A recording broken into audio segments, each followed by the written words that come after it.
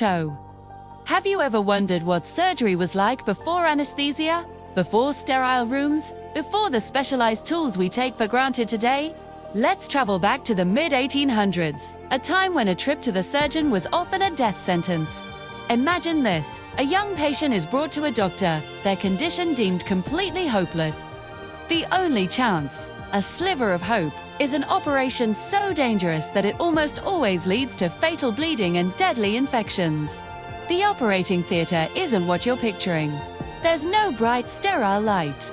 There are no beeping machines, no team of masked professionals, these, just a surgeon armed with little more than a simple knife, some cloth for bandages, and his own two steady hands, honed by years of experience. And most terrifying of all, there is no anesthesia. Not a drop. The patient will be awake for every single moment. Witnesses who were there that day recorded the scene in vivid, chilling detail. As the surgeon began to work, cutting into living tissue, the patient remained conscious. They described how the young person gripped the sides of the wooden operating table, their knuckles white, their body tense, enduring a level of pain most of us can't even fathom. The surgeon, knowing every second counted, worked with incredible speed and precision, too. The room was filled with a tense silence, broken only by the grim sounds of the procedure. Against every single expectation, against all medical logic of the time, the patient survived the operation itself. But the danger was far from over. The first night was critical.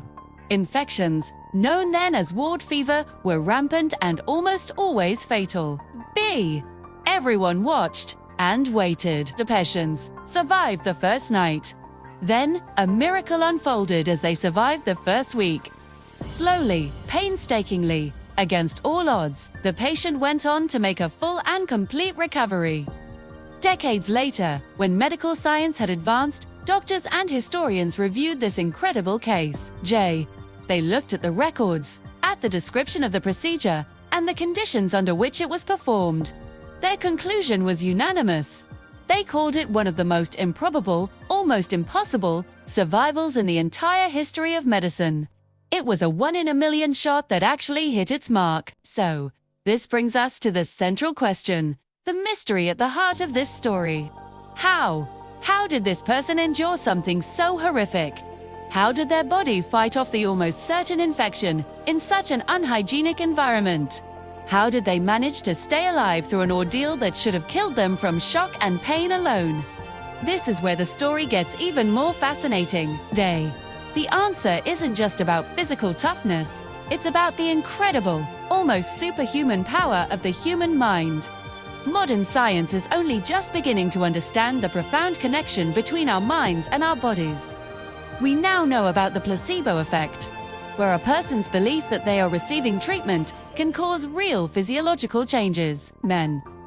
We know that mental states like hope, determination, and resilience can have a measurable impact on our immune system and our ability to heal. Could this be the key? Let's explore this. Think about stories of mothers lifting cars to save their children, or explorers surviving for weeks in the wilderness with nothing but their wits. These aren't just exciting tales. They're demonstrations of what the human spirit is capable of when pushed to its absolute limit. In the face of certain death, something powerful can awaken within us. A primal will to live that can override pain and push the body beyond its known capabilities. For our 19th century patient, lying on that table, perhaps they entered a unique state of mind. Maybe it was a form of deep focus, a mental dissociation from the pain, or an unbreakable visualization of their own survival. They couldn't run, they couldn't fight back, so their entire being was channeled into one single goal: endure. This intense mental fortitude might have triggered a powerful biological response, too. It could have helped regulate their heart rate and blood pressure, preventing them from succumbing to shock.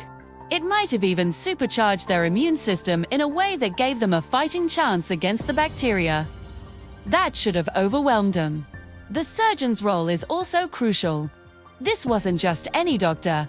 An experienced operator in that era was a master of speed and anatomy. Their confidence and calm demeanor, even in the face of such a gruesome task, could have been transferred to the patient. When you place your life in someone's hands, their belief in a positive outcome can become your belief.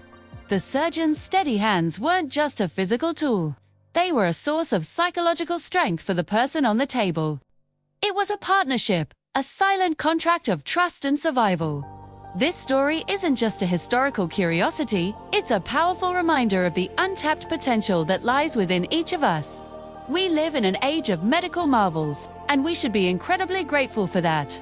But we've also, perhaps, forgotten the raw strength of our own minds and bodies. We often look for external solutions to our problems, for a pill or a procedure to fix us. But this case from the past tells us that the most powerful healing tool might already be inside us.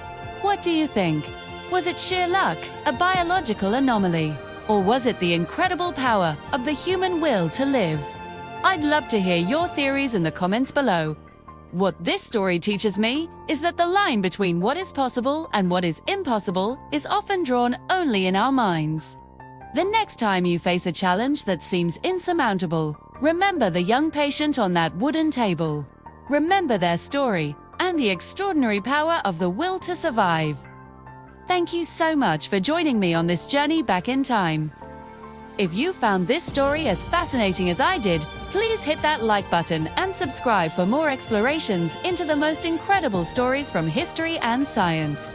We've got so much more to uncover together. Until next time, stay curious.